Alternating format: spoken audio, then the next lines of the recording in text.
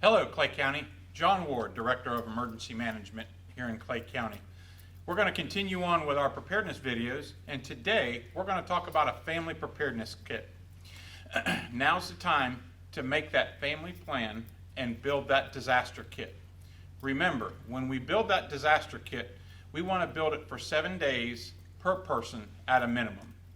Some of the items that'll be in your kit could be water, non-perishable food. Let's not forget the can opener for that food.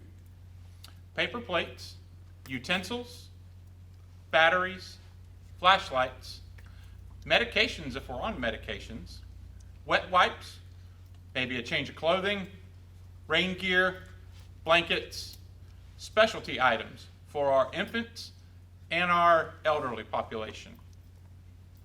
You need a first aid kit, your keys, and then maybe some cash just in case the power's out and you cannot access the ATM. And then the last thing is your important documents, and we need to make sure they're in a weatherproof container, a Ziploc baggie, something along those lines that's going to protect them when we need them after the event. This family preparedness kit can be utilized whether we're evacuating out of the area or whether we're going to a shelter.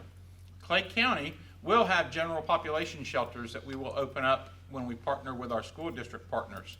However, please remember, these shelters are a shelter of last resort. Now's the time that we all need to take personal responsibility and develop that plan, where we're going to go, what we're going to do. Remember, if we're asked to evacuate, we need to evacuate tens of miles, not hundreds of miles. So let's have those conversations now, whether it's a friend, a family member that we could relocate to be safe. At the end of the day, if you do not have that plan, then you can always go to a shelter, which is a shelter of last resort. Clay County, let's plan now.